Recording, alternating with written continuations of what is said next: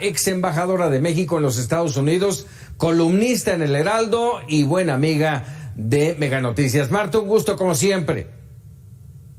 Un gusto, Francisco, Paco, estar con Mega Noticias y comentando asuntos internacionales que son tan importantes para nuestro país.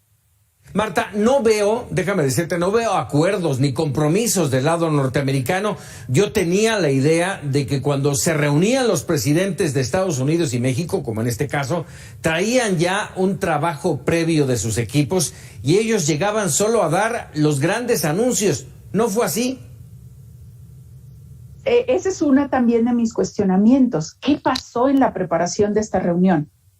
¿Por qué se escogió esta fecha? ¿No se revisó la agenda del presidente Biden que iba a salir a Medio Oriente? ¿Por qué se crearon tan altas expectativas de que iba a haber acuerdos y que se iban a hacer grandes propuestas de migración, por no decir otros distractores como lo de Julian Assange y demás, cuando el análisis de la realidad de Estados Unidos te indicaba que esas propuestas, por lógicas y racionales que sean, no tenían posibilidad de avanzar en estos momentos en Estados Unidos? ¿Por qué no hubo una reunión de comitivas? ¿Por qué no hubo un encuentro si se iba a quedar el presidente todo el día con los liderazgos mexicoamericanos y mexicanos? O sea, yo creo que hay más preguntas y la impresión con la que yo me quedo es que faltó experiencia de diplomáticos profesionales negociando los temas logísticos, protocolarios y de fondo. Fuerte esto que dices, Marta, que además se refleja en los escasos resultados. Ejemplo, migración, tema fundamental. No hay una reforma migratoria, ni la habrá. El presidente de México pide ordenar el flujo migratorio. ¿Cómo llegar a ello? Lo que se estuvo planteando en un momento dado en el Congreso y que ni siquiera eso progresó es lo que le llaman en inglés piecemeal legislation, es decir, una legislación de sectores específicos que se concentraba en permisos especiales más allá del H2A para los trabajadores agrícolas, que se concentraba en la regularización de los soñadores, de los cuales hay cerca de 1 millón y se estima que 800,000 de ese millón pueden ser mexicanos, pero ni siquiera eso ha progresado. Entonces, no se ve en el corto plazo, en los 2 años que quedan del gobierno del presidente López Obrador y del presidente Biden, que pueda darse ese ordenamiento.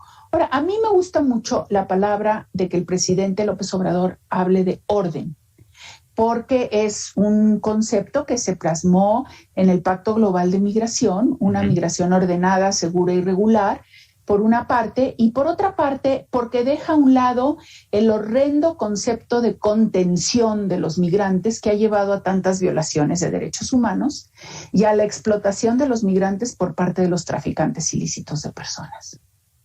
Entonces, el uso de ese lenguaje, creo yo, ya es muy bueno y hay que estarlo reiterando. Pero coincido contigo, Francisco, que la posibilidad de una reforma migratoria integral es en estos momentos, ya no digamos 0, es de -10. El tema migratorio, pero otro de los 5 puntos de cooperación es el energético, aunque solo se habló de duplicar el abasto de gasolina y ofreció a Estados Unidos aprovechar los más de 1,000 kilómetros de gasoducto en la frontera. Bueno, a ver, el primer punto lo que decía es que el 72% de las exportaciones, de la producción mexicana se exporta a Estados Unidos para las refinerías. Bueno, eso lleva años. No es de ahora. Y bueno, si se va a mantener ese porcentaje al mismo tiempo que incrementamos la refinación de gasolinas en México, pues que eso implica que vamos a incrementar la producción. Y no se ha visto que Pemex tenga ahorita la capacidad de incrementar la producción de crudo.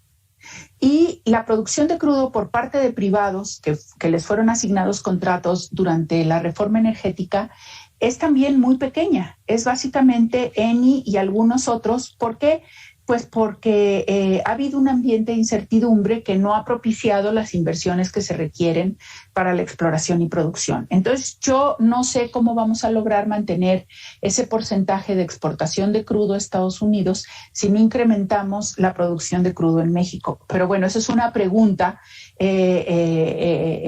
primera. El segundo punto, que era, bueno, México tiene costos de gasolina más económicos que Estados Unidos y les hemos permitido a los americanos venir a comprar la gasolina del lado mexicano.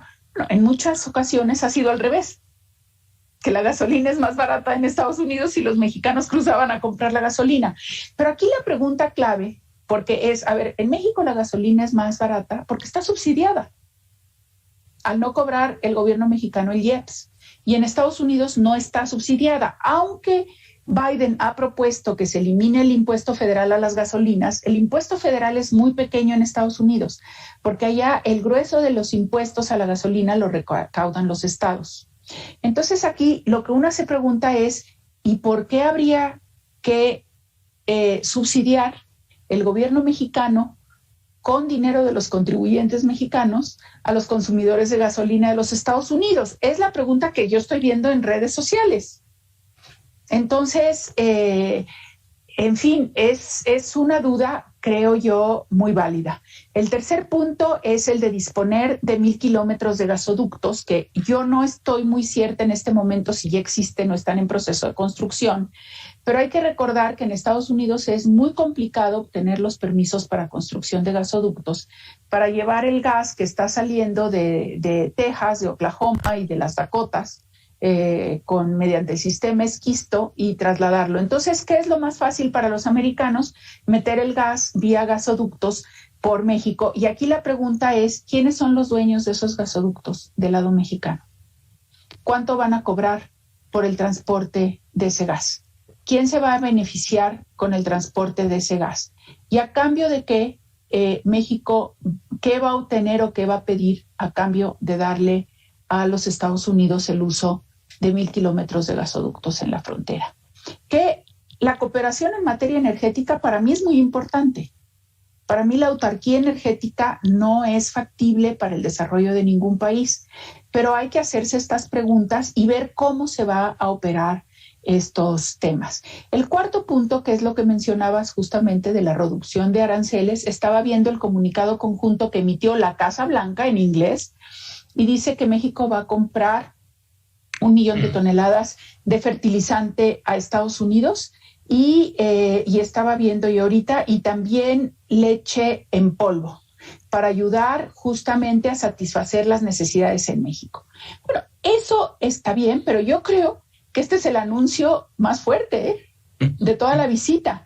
Dice, México planea comprar 20,000 toneladas de leche en polvo de los Estados Unidos para ayudar a las familias mexicanas en las comunidades urbanas y rurales, y México comprará hasta 1 millón de toneladas de fertilizantes, sulfato de amonio de los Estados Unidos, para distribuir a los agricultores, estoy traduciendo sobre la marcha, de subsistencia, y continuará comprando comida para animales para ayudar a los pequeños productores. Esto es lo que siempre han pedido los Estados Unidos, que México sea un gran comprador de sus productos. Y sí, fuimos a pedir y a comprar. Y sobre esto, Marta, ¿cuál es el balance de esta gira oficial?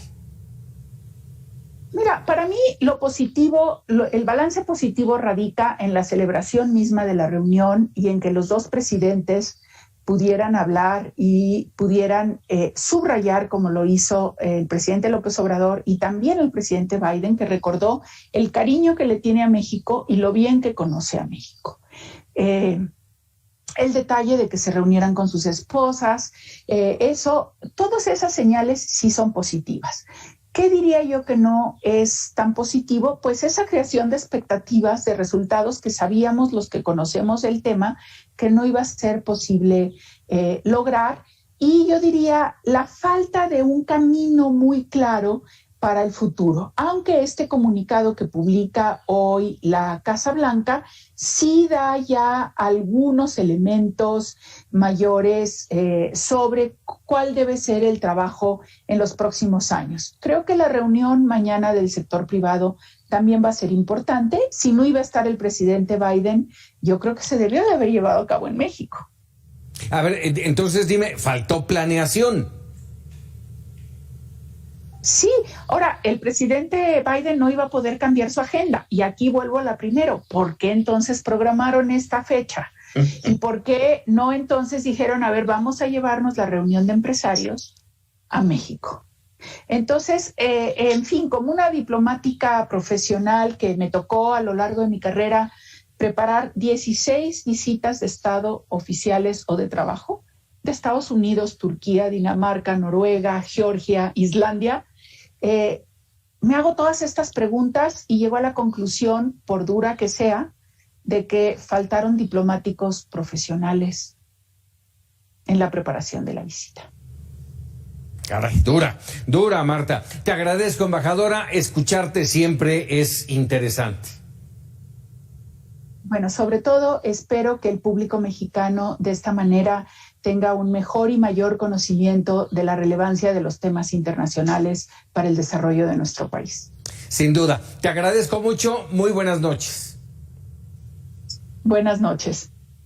Marta Bárcena, embajadora eminente de México, y este tema, este análisis era sin duda relevante, saber qué es lo que pasó hoy en Washington con esta reunión, y todavía nos falta mañana.